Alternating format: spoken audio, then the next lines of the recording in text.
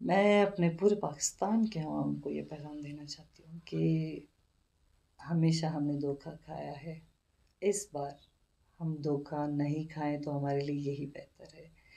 ہم ایسے لوگوں سے دور رہیں، ایسے لیڈروں سے دور رہیں جو ہر 5 سال بعد، مطلب 5 سال کے دوران تو آپ کو نظر نہیں آتے، ہر 5 سال بعد آپ کے در پہ آتے ہیں، آپ سے ووٹ مانگتے ہیں اور یہاں پہ بڑے بڑے جلسے رکھتے ہیں. اور اسپیشلی کوئٹہ کو تو انہوں نے اپنا جو ہے گڑھ بنا رکھا ہوا ہے، چاہے وہ نظریاتی پارٹیاں ہیں یا باقی سیاسی جماعتیں ہیں.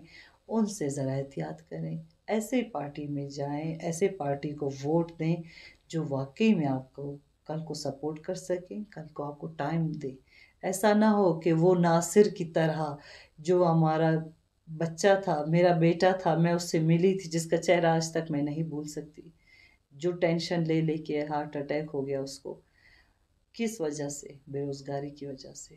اور وہ جس پارٹی میں تھا، اس پارٹی کے لوگوں نے اس کو ایک جاب تک نہیں دی.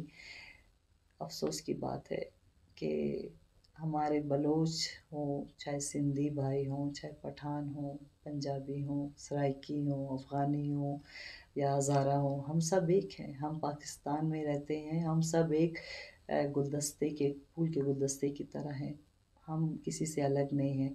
اور ہماری پارٹی ایسے چیزوں میں کبھی کوئی فرق نہیں کرتی، چاہے وہ اقلیت سے ہی کیوں نہ ہوں، ہم سب ایک ہیں.